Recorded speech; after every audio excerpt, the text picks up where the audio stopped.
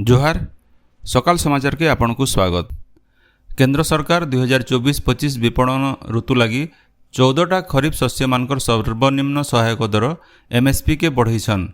प्रधानमंत्री नरेंद्र मोदी अध्यक्षता थी गलाकाल बसीथिबार कैबिनेट बैठक थी ई बाबदे प्रस्ताव के मंजूरी मिली।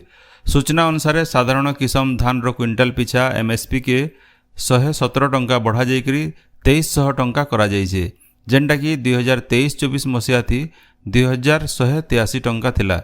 सेंता ग्रेड ए धान क्विंटाल पिछा 117 टंका बढ़ा जाइकरी 2320 टंका करा जाइछे।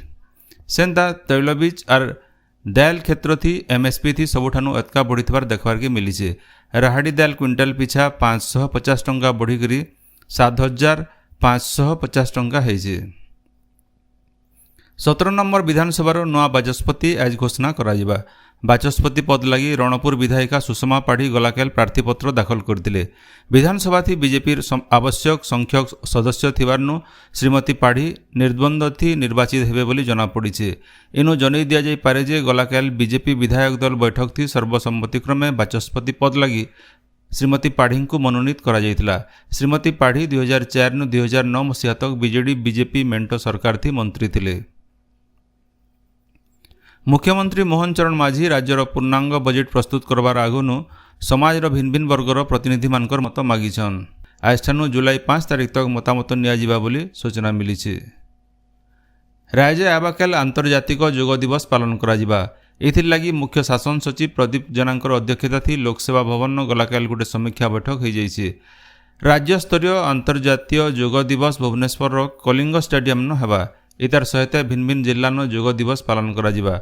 राज्य स्तरीय उत्सव थी मुख्यमंत्री जोग देबार के थिबार बेले जिला स्तरीय कार्यक्रम थी सांसद और विधायक माने जोग देबे बोली बैठक नु सूचना मिली। आघर मुख्यमंत्री आउ बिजु जनता दल रो सभापति नवीन पट्टनायक विरोधी दल नेता भावे निर्वाचित होइछन। बीजेडी विधायक दल रो बैठक थी गलाकेल समकर सहमति थी श्री पट्टनायक को नेता भावे निर्वाचित करा जाइछे। इतार सहित बीजेडी रो वरिष्ठ नेता और रेढ़ाखोल विधायक प्रसन्न आचार्य को विधायक दल रो उपनेता भावे बछा जाइछे। सेंता विधायिका प्रमिला मल्लिक विरोधी दल रो मुख्य सचेतक आउ प्रताप केशरी देव उप मुख्य सचेतक भावे दायित्व संभालबे। गला मंगलवार दिन होइतिबार यूजीसी नेट 2024 परीक्षा के बातिल करा जाइछे बोली नेशनल टेस्टिंग एजेंसी एनटीए तरफु कहा जाइछे। स्वराष्ट्र मंत्रालयर भारतीय साइबर अपराध समन्वय केन्द्र राष्ट्रीय अपराध विपद विश्लेषण शाखा तरफु यूजीसी नेट परीक्षा थी अनियमितता होइतिबार सूचना मिलिथिला। ई सूचना के आधार करी परीक्षा के रद्द करबार लगी शिक्षा मंत्रालय निष्पत्ति नैछे। सियाडे परीक्षा थी होइतिबार अनियमिततार तदंत लगी सीबीआई के दायित्व दिया जाइछे। इतार सहित आउ थरे हेबार के थिबार यूजीसी नेट 2024 परीक्षार तारीख बाबदे आवा दिने घोषणा करा जिबा बोली कहा जाइछे। इनु जनै दिया जाय पारे जे यूजीसी नेट परीक्षा देशर 317टा शहर न होइतिला। मोट 1205टा परीक्षा केन्द्र नु 11,21,225 जन परीक्षार्थी परीक्षा देथिले। ओडिशा सेकेंडरी स्कूल शिक्षक योग्यता परीक्षा ओएसएसटीईटी 2023 रो परीक्षाफल गलाकाल बाहरीछे। 45,170 जन ई परीक्षा देथिबार बेले 29,119 जन पास करिछन। परीक्षार्थी मोट पास हार 64.05% रहिछे। परीक्षार्थी माने बोर्ड वेबसाइट नु जाइकरी सेमानकर मार्कशीट डाउनलोड करि पारबे बोली माध्यमिक शिक्षा परिषद तरफु कहा जाइछे। आयबा शनिवार दिन पुरी श्रीमंदिर न महाप्रभु मानकर देवस्नान पूर्णिमा हेबा। सेथिर लगी सही दिन भोर 4:30 बजेनु मंगलार्पण सारी करी 5 बजेनु पहंडी मूल हेबा बोली सूचना मिली। गलाकाल हेतिबार श्रीमंदिर परिचालना कमिटी बैठक थी स्नान पूर्णिमा नीतिकांति बाबदे निष्पत्ति निया जाइछे। निष्पत्ति अनुसार सकाल 7 बजे पहंडी सरबारुतरु 9 बजे मंगल आलती हेबा। ऊपर बेला 3 बजे छेरा पहरा आउ 3:40 थी महाप्रभुंकर हाथी बेश करा जिबा। सेंता भक्त माने बेलबुडार 7:30 बजेनु 10:30 बजे तक महाप्रभुंकर साहाण मेला दर्शन करि पारबे बोली सूचना मिलिछे। सम्बलपुर जिलापाल सम्मिलनी कक्ष न जिला प्रशासन तरफु अंतर्जातीय योग दिवस 2024 लगी गोटे प्रस्तुति बैठक हो जाइए।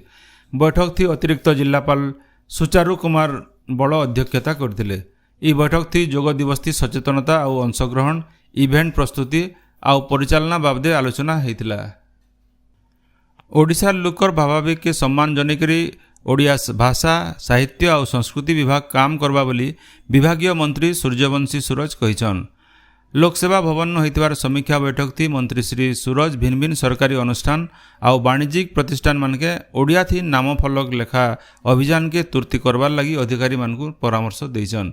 इतार सहित भाषा कमिशन प्रतिष्ठा संस्कृति आउ ऐतिह्य नीति स्वतंत्र मार्गदर्शिका प्रणयन साहित्य एकाडेमी बाकी थिबा पुरस्कार देवार आर भिन्न भिन्न एकाडेमी कार्यनिर्वाही कमिटी गठन लगी पदक्षेप नेबार की मंत्री श्री सूरज निर्देश देइछन। नुआपड़ा जिलापाल कार्यालय ठाने शिशु श्रमिक निराकरण नेकरी गोटे सचेतनता शोभायात्रा हो जाइए। ई अवसर गोटे सचेतनता रथर बिल शुभारंभ करा जाइए। अतिरिक्त जिलापाल सुभाष चंद्र रायता आउ जिला मुख्य निर्वाही अधिकारी लंबोदर धारुआ पताका देखिकी सचेतनता शोभायात्रा और रथर शुभारंभ करते। बरगढ़ जिला परिषद सम्मिलनी कक्ष थी जिला स्तरीय प्राकृतिक विपर्यय कमिटी बैठक हो जाइए। बैठक थी वर्षा ऋतु न बन्या बात्या बागिर जरूरी परिस्थिति मुकाबला करबार लगी आगुआ पदक्षेप सहित इतार सुपरिचालन लगी पदक्षेप नेबार के निष्पत्ति निया जाइए। आज सकाल समाचार एतकिन शेष है। जोहार।